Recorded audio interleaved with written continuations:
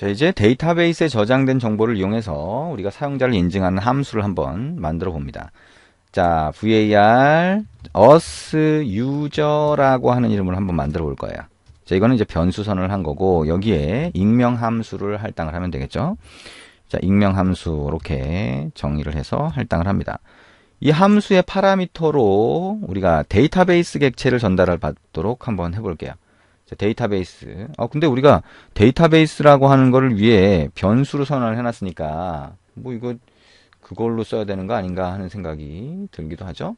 자, 근데 어쨌든, 뭐 이거를 데이터베이스로 하든 아니면 DB로 하든 상관이 없겠네요. 자, 데이터베이스로 할 수도 있고, 자, 이게 위에 있는 이 변수 이름과 똑같죠? 그러니까, 자, 이거를 데이터베이스가 아니라 DB라고 하는 이름으로 바꾸는 것도 방법이겠네요. 책에는 자, 데이터베이스라고 되어 있는데요. 자, 그게 혼동될 수가 있을 것 같기는 해요. 자, 이게 뭐 별도로, 자, 별도의 모듈로 분리가 되어 있다라고 하면 좀 다른 문제가 되긴 하겠죠. 자, 그 다음에 아이디와 패스워드를 전달을 받으면, 자, 그 결과를, 자, 확인하고요. 그 다음에 그 결과를 콜백으로 전달하겠다. 자, 이런 형태로 파라미터를 받도록 해봅니다.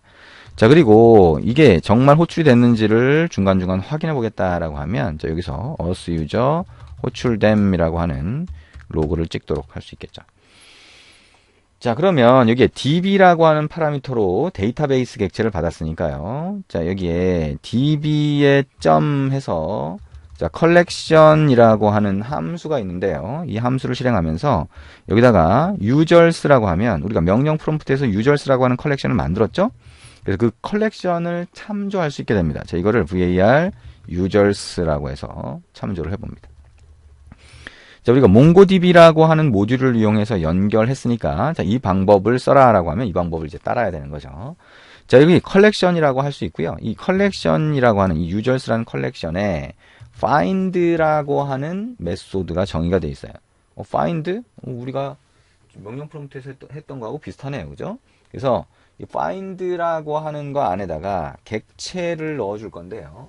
이 객체 안에다가 우리가 찾고자 하는 정보를 넣어줍니다. 자, 찾고자 하는 정보. 자, 그러면 여기다가 자, id라고 하는 속성의 값으로 자, 우리가 파라미터로 받은 id를 넣고요. 그 다음에 패스워드라고 하는 속성의 값으로 패스워드를 변수의 값을 넣어줍니다. 자, 그렇게 하면 이걸 이용해서 얘가 검색을 하게 돼요. 데이터를 검색하게 됩니다. 그거를 검색한 결과가 나오면 .toArray라고 해서 자, 배열로 바꿔줄 수가 있네요. 자, 배열로 바꿔줄 수 있고요. 이 배열로 바꿔준 거를 우리가 처리를 하려면 콜백 함수를 넣어주면 됩니다. 콜백 함수 이 안에다가 펑션이라고 해서 콜백 함수를 넣어주는데요. 콜백 함수에 넘어오는 파라미터는 에러 객체와 자, dax라고 해서 자, 결과 문서 객체가 됩니다. 자, 문서, 다큐먼트라고 하는 게 뭐라 그랬어요? 다큐먼트가 하나의 레코드와 같다라고 그랬죠? 그래서 dax라고 해서 이름을 한번 받아봅니다. 다큐먼트라고 받아도 되겠죠?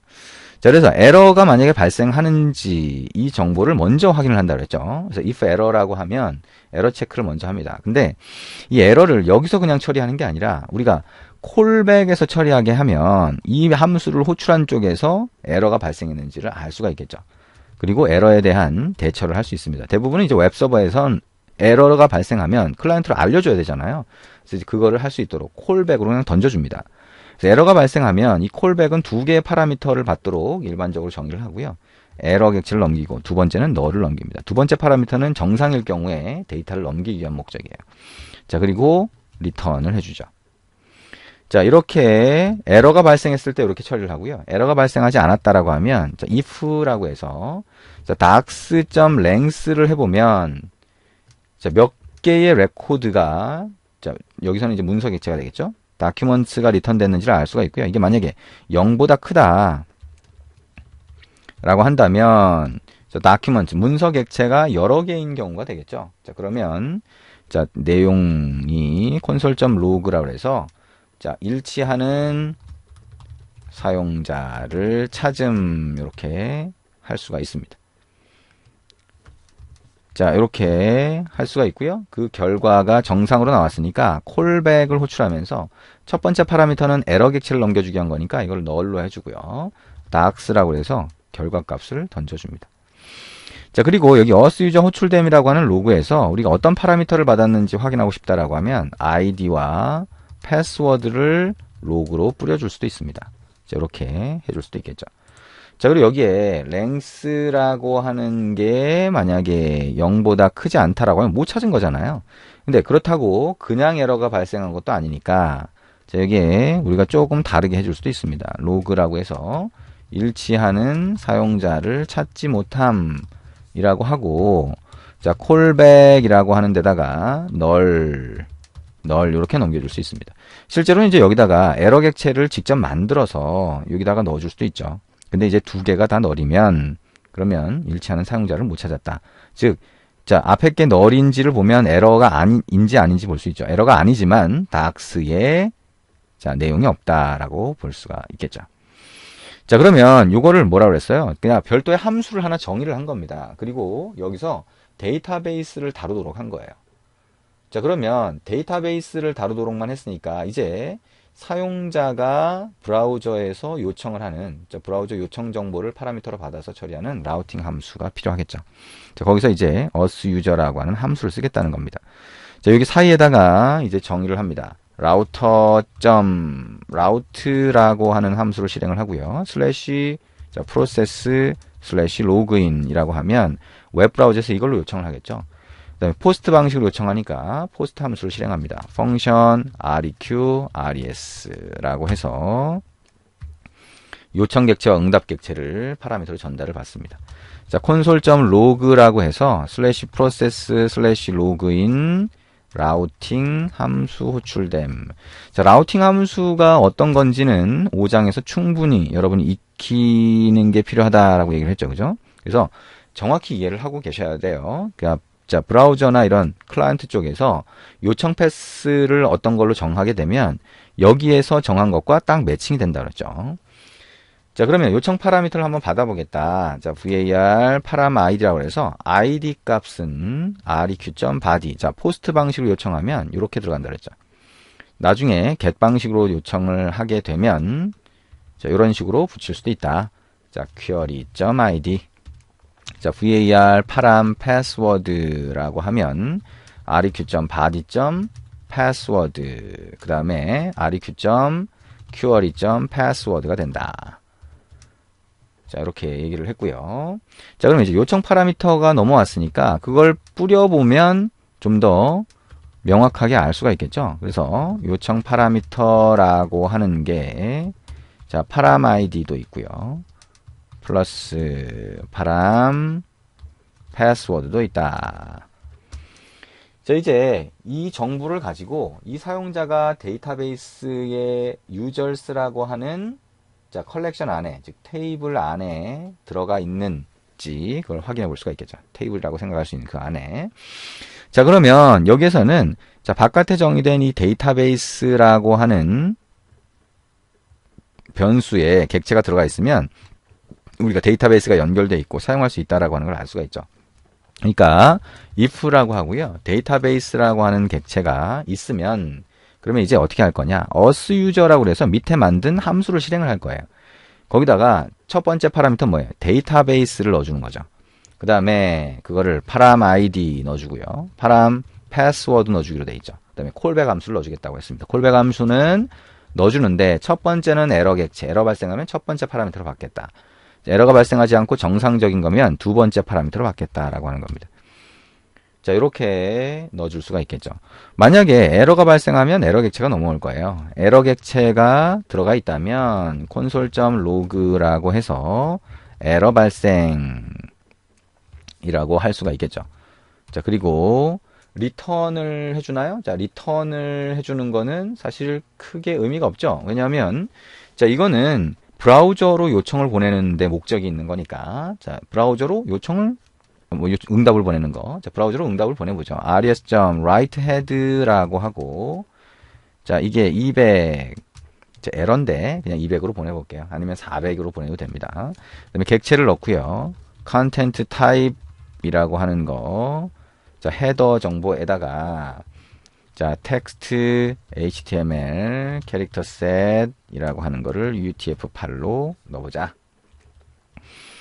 자, 이게 이제 헤더 정보고요. res.write라고 하고, 자, 여기다가 h1 태그 한 다음에 에러 발생 이라고 하면 되겠죠. 자, 구체적인 에러 메시지는 여기에 또 넣을 수도 있지만요. 그냥 여기 res.end를 해볼게요. 자, 그리고 여기서 마지막에서 이제 리턴 해주시면 되겠죠. 그럼 밑에까지 안 떨어지겠죠. 그러면 밑에까지 넘어왔다라고 하는 건 에러가 없다라고 하는 얘기가 될 수가 있겠네요.